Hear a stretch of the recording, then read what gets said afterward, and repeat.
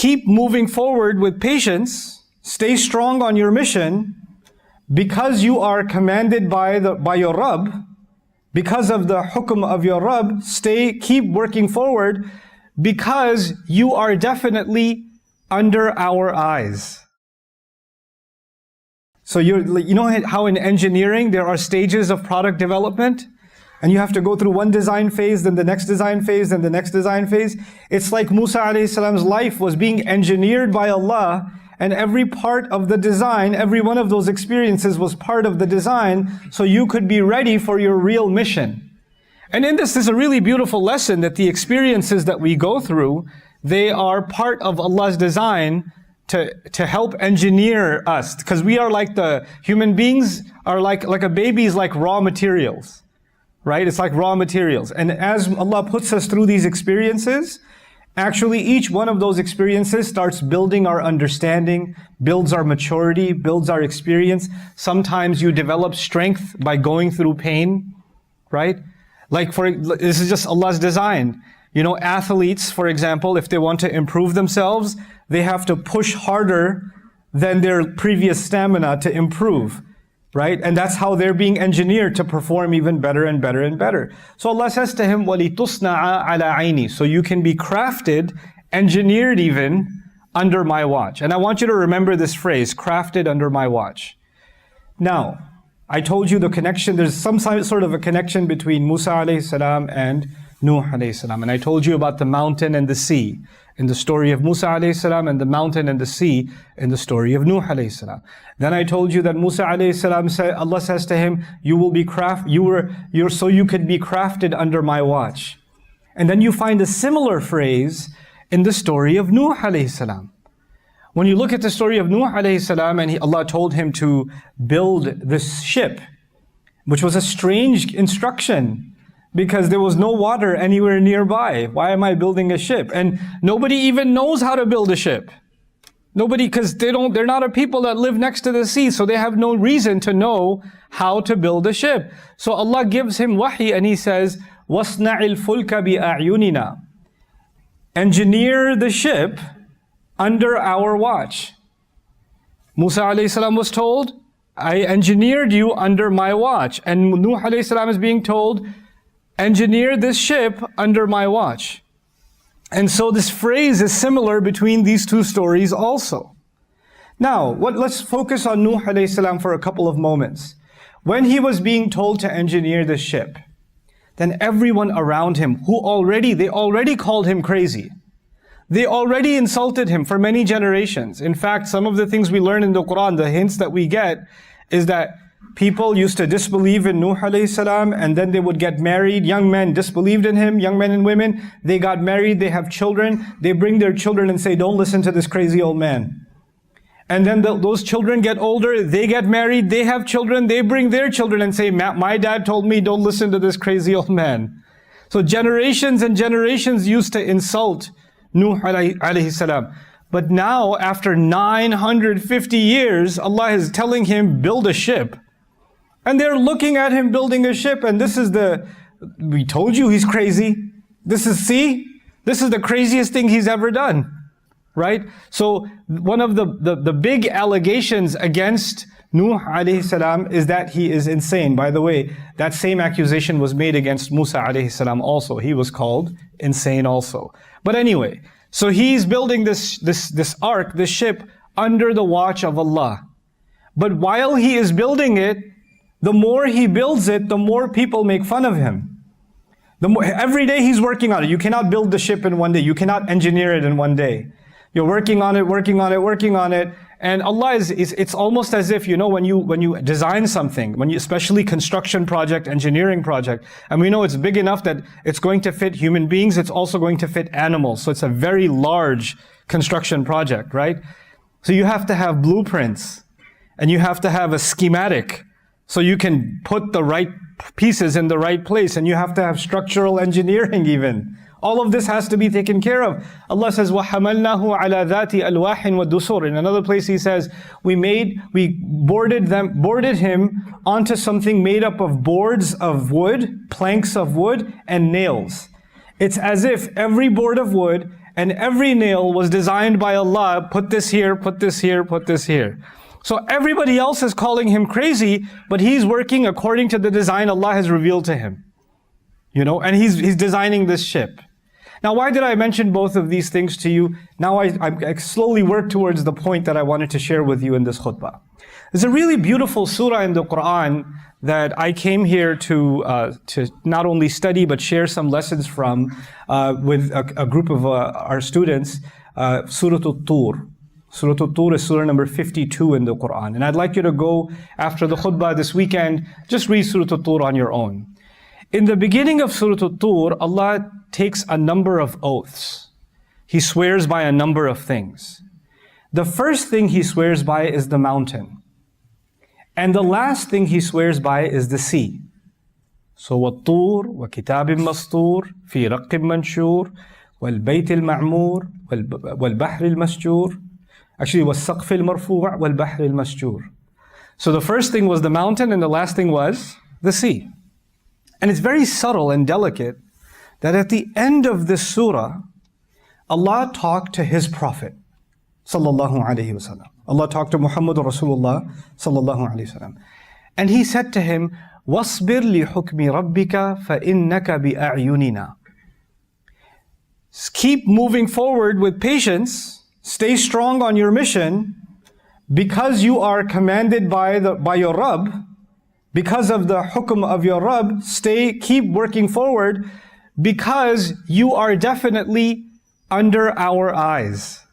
The same phrase that I told you was used in the story of Musa alayhi salam, the same phrase that was used in the story of Nuh alayhi salam, is a similar phrase that now Allah is using for Muhammadur Rasulullah sallallahu alayhi wasallam, and He's using it in Surah Al-Tur, in the beginning of which He made a hint towards the mountain and He made a hint towards the sea.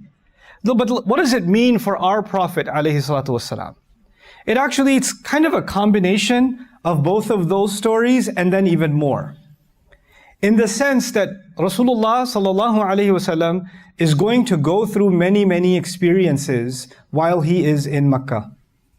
And every one of those experiences is part of what Allah wants him to go through, not just for him, but actually the lessons for all of the ummah until Judgment Day are being designed by the experiences that our Prophet is going through, sallallahu alaihi wasallam. If we contemplate that for a little bit, that's a very powerful lesson. What is that lesson? Every surah of the Quran that we recite so beautifully, our Qur'an, memorize them and we enjoy them, reciting them in the prayer. When those surahs were given to the Prophet sallallahu alaihi wasallam, when he would recite them, people would call him crazy. People would insult him. And he had to go through those experiences so that 1,500 years later, you and I can recite those same surahs. You understand? So Allah put him through that because actually he had to go through that so one day we can value what we're reciting. So one of the things that every Muslim, myself and yourself, should be aware of is the words of Allah that we get to recite. They're not cheap. It was a big sacrifice that had to be made, and the Rasul ﷺ was being crafted and his mission was being designed by Allah with a lot of pain, so that one day we can have the convenience of having access to the word of Allah. Because it did not come to us in an easy way. It came through us through the sacrifices of our Messenger sallallahu alaihi wasallam and those that believed in him. The other thing is that in both of those stories, especially in the story of Nuh alayhi salam, Allah Azza wa Jal told Nuh alayhi salam to build this ship. But why was He telling him to build the ship? Because the adhab of Allah is very close. The adhab of Allah is very close. So two things are getting closer.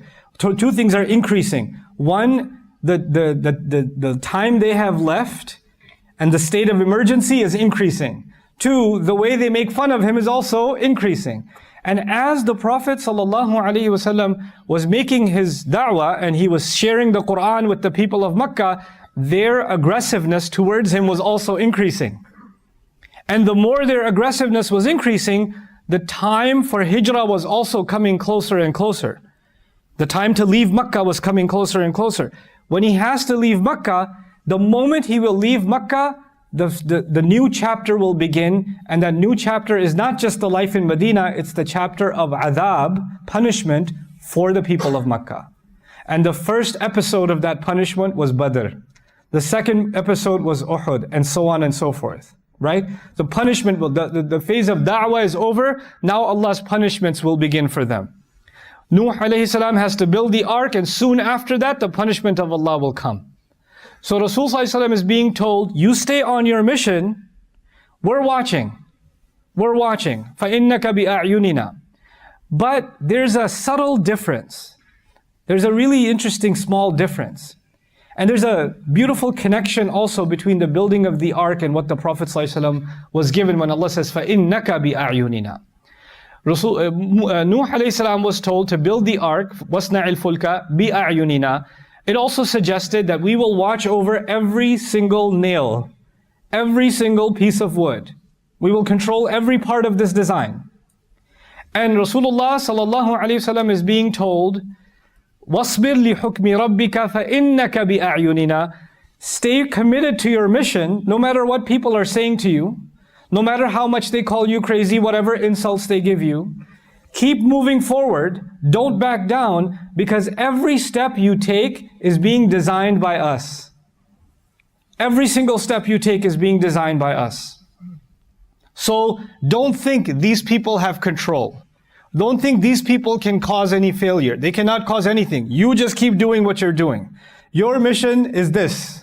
And it doesn't matter what anybody else says. So it's almost like when Rasul sallallahu alaihi wasallam is thinking about the work that he's doing, he can't help but make the connection between what Nuh alayhi salam was doing as he was building the ark. But the problem with that was, the more you build the ark, the closer you get towards the punishment. The closer the people of Nuh are getting towards punishment. And the more Rasulullah sallallahu alaihi wasallam is giving da'wah, the closer his people are getting towards the punishment. Things are about to change. Things are about to change. And so beautifully, what Allah does in this surah, He tells the Prophet ﷺ to make tasbih. He tells him, it seems like it's unrelated. وَاصْبِرْ لِحُكْمِ رَبِّكَ فَإِنَّكَ بِأَعْيُنِنَا وَسَبِّحْ بِحَمْدِ رَبِّكَ حِينَ تَقُومُ وَمِنَ اللَّيْلِ فَسَبِّحْهُ وَإِدْبَارَ النُّجُومِ. As you get to the end of the surah, the Prophet ﷺ is being told, keep doing tasbih of Allah until idbarun nujum. Meaning, do tasbih of Allah in the night time also, until the stars begin to disappear. Meaning Fajr time, yeah? And this is a very important image, because the image of doing tasbih of Allah in the night is actually like his mission. He is calling to Allah, describing the perfection of Allah, sharing the word of Allah, and around him is the darkness of kufr, darkness of shirk, like the darkness of the night. And soon that situation is about to change. There's going to be a new morning that's coming. A new light is going to emerge out of Medina. A new situation is going to arise. And to prepare for that mentally, the Prophet ﷺ is being told, وَمِنَ اللَّيْلِ فَسَبِّحْهُ وَإِدْبَارَ النُّجُومِ. Declare Allah's perfection until the coming of the morning. Until the disappearance of the stars, meaning there's new light that's coming. Right? So in it there's a subtle hint that things are about to change until the hukum of Allah comes. Until then you keep doing this. وَاصْبِرْ لِحُكْمِ رَبِّكَ. Until then you keep working. But soon I will give you a new hukum, a new rule, and that rule will be to make hijrah. And you'll have to go.